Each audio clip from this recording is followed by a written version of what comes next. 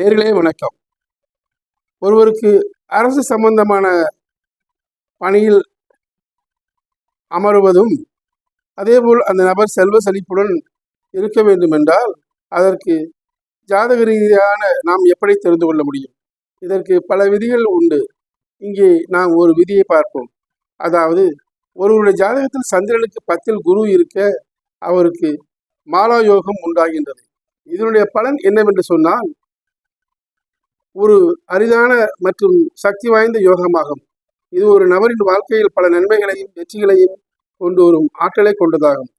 இந்த மாலா என்ற சமஸ்கிருத வார்த்தைக்கு மாலை அல்லது அணிவகுப்பு என்று பொருள். மேலும் இது பொதுவாக ஒரு குறிப்பிட்ட கிரகத்தின் நிலையை பொறுத்து ஒரு ஜாதகத்தில் உருவாகும் அனுகூலமான கிரக அமைப்பு குறிக்கின்றது.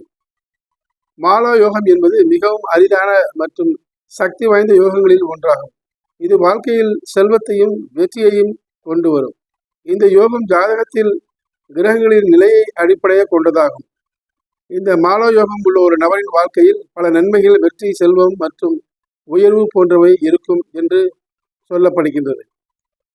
உங்கள் ஜாதகத்தில் இந்த மாலா யோகம் உள்ளதா என்பதை அறிய ஒரு சிறந்த ஜோதிடர் நிபுணரிடம் அணுகி நீங்கள் ஆலோசனை பெறலாம்.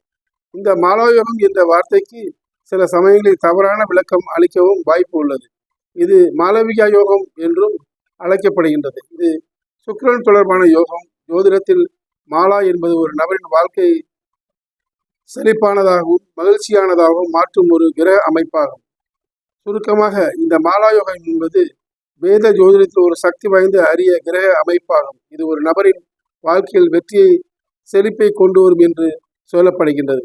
நன்றி நேயர்களே, நான் மீண்டும் உங்களை வேறொரு பதிவிலே சந்திக்கின்றேன். நன்றி, வணக்கம். உங்கள் ஆதவன் டிவியில் ஆதவன் டிவியுடன் இணைந்திருங்கள். உங்கள் ஆதவன் டிவியில் ஆதவன் டிவியுடன் இணைந்திருங்கள்.